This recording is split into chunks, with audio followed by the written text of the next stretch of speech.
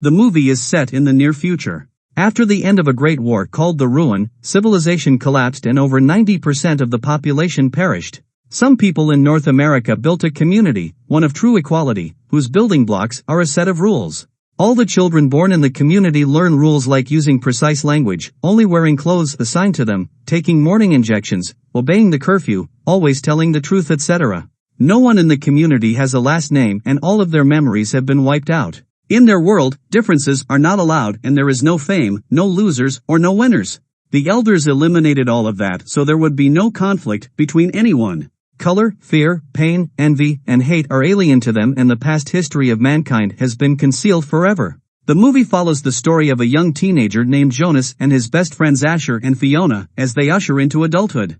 Adulthood is a big deal, especially for this community because it is when children are assigned a job that they will have to carry out for the rest of their lives. Asher and Fiona are excited about the graduation but Jonas is nervous as he still doesn't know his purpose and feels lost. Jonas has always felt different from other children. He sees things differently than others. Asher is the joker of the group while Fiona is someone who makes everyone smile. It is the day before the graduation ceremony and the three friends are at the nurturing center for their volunteer work. Because things like love and relationships are forbidden in this community, all humans are genetically engineered.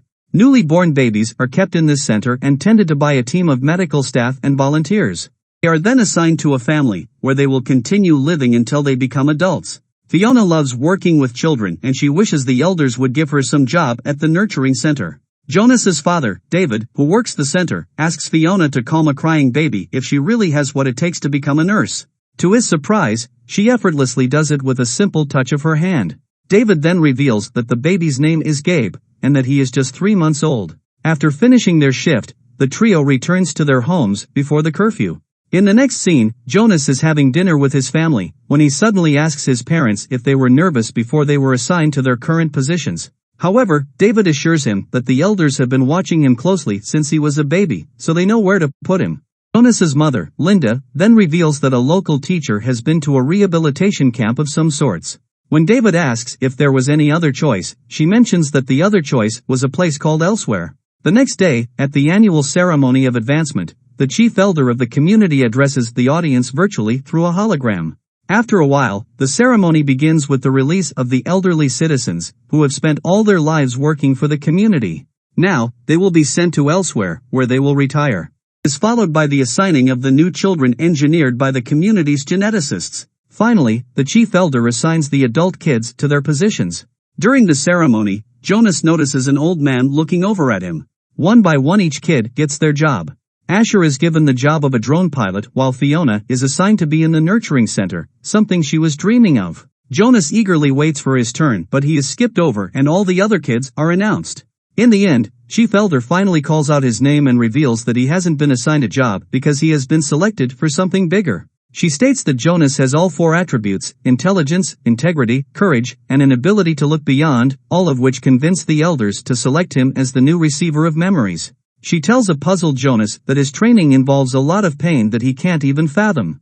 At last, Jonas is given a triangular drive and everybody starts chanting his name. The next day, Jonas heads for his training at a small house on the edge of the community cliff overlooking a vast skyline. From now on, he is exempt from all rules governing rudeness. That means he can ask questions to people, lie to them, and even crack jokes. However, aside from his daily medicine, he can't receive other medicines, especially painkillers. He also can't discuss his training with anyone, not even his family. As Jonas slowly enters the house, he comes across a large library, where he meets the old man from the ceremony. The man is the giver, who will pass on memories of the past to the receiver. These memories are the secret history of the world dating generations back. No one else in the community has a history of the past, and when the elders require any guidance on matters that are beyond their experience, the giver provides wisdom. Wasting no time, the man grabs both of Jonas's wrists and sends him into a memory of snowy woods. There, Jonas rides a sled down a snowy hill, something which he has never experienced or even heard of. Soon, he comes across a mysterious-looking cabin, and the next second, Jonas snaps out of his memory, amazed. He asks the giver why they don't have sleds and snow in their community, and the latter responds that it was a very distant memory and there's no snow anymore because of climate control. He continues that sleds require snow and snow requires cold, which destroys crops and makes transportation food difficult. Jonas asks to see more, but the man takes him outside for some fresh air. During the walk, Jonas inquires about the person who was chosen to be the receiver before him, but the giver responds with silence. That night, baby Gabe is brought to Jonas's home by a nurse from the nurturing center, still crying. The family has been assigned to watch over him until he catches up. Meanwhile, Jonas notices a mark on Gabe's wrist, the same mark that he and the giver have on the exact same spot. This makes him realize that Gabe will also be selected as the receiver of memories someday. As the days pass, Jonas continues to train under the giver, and stops taking his daily injections. Because of this, he experiences pain for the first time when he is bitten by a bee in his memory. He also starts seeing colors around him. Later, Jonas meets up with his friends for a brief reunion. Asher talks about how he's been able to fly the drones close to elsewhere. He describes it as an isolated place with two rocks touching at the top, forming a triangle. After a while, Asher heads to work, and the other two start having fun. They slide down a slope and scream out loud, disturbing everyone in the area. At the bottom of the slope, Jonas goes over to help Fiona up, but a voice through the PA system announces that they cannot touch people outside their family unit. Meanwhile, the giver meets with the chief elder over his training with Jonas. She warns him to take it easy with the boy, reminding him to not repeat the mistake he made with the last receiver, who apparently committed the unthinkable. In the next session, Jonas finds a map on the library floor. In it, he notices his home and the triangular rock that Asher told him about. The cliff is marked as the boundary of the memory. Jonas wonders if the memories will be released if a receiver crosses the boundary. Continues inquiring about it. The giver changes the topic and shows Jonas a piano, which amazes him. Giver reveals that the daily injections take away emotions of the community members and make them dull. Saying this, he holds Jonas's hand and takes him to a party place where people are dancing and having a great time.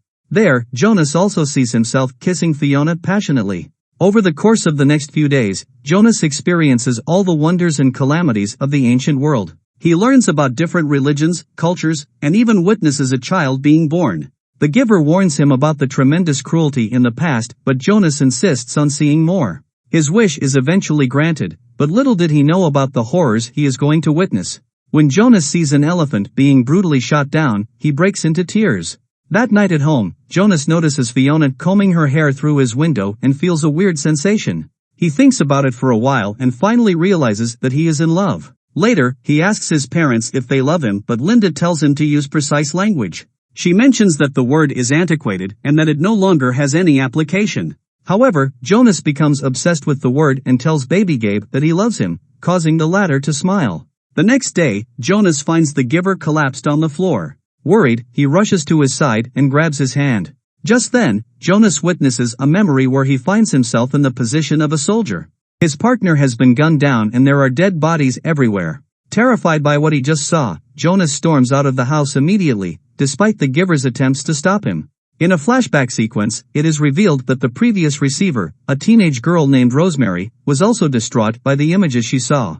Later, Jonas meets Fiona and angrily tells her that he is quitting his job. This of course doesn't sit well with Fiona, so she reminds him of the punishment for quitting, which is being sent away to elsewhere. However, Jonas could care less and he instead advises her to stop taking her morning injections that numbs the emotions. He also asks her to meet in the triangle the next day. Fiona agrees, but only under the condition that he will return to his job. In the next scene, Jonas returns to his training house, where he sees a memory of the giver playing the piano alongside Rosemary. As he watches in shock, the real giver explains that after witnessing death, Rosemary became so horrified that she asked to be released from her duty. Hearing this, Jonas assumes that she is still alive and elsewhere, but the giver tells him that elsewhere is death. He then shows Jonas a video projection of his father in the nurturing center with a baby that is deemed too weak. In the video, David injects something into the baby's head, killing it instantly. The strange thing is that he doesn't even know what he is doing. David is simply carrying out his work that he was assigned with. Jonas is taken aback by the revelation and he argues that people should be given their memory so they know what they are doing. However, the giver tells him that he can't do anything about it. The next morning, Jonas meets Fiona and gets to know that she took her advice and skipped her injections. So without wasting any time, he takes her to a secluded spot and kisses her for the first time. Fiona is amazed by the sensation and Jonas tells her that there's a lot more that she hasn't seen. Afterwards, he returns home and learns that baby Gabe is set to be released the next day because he failed his maturity test. Alarmed, Jonas sneaks out at night to save his little brother. He rushes to the giver's house and asks for help, and the latter says that there is only one way. Jonas will have to cross the boundary of the edge and release all the memories.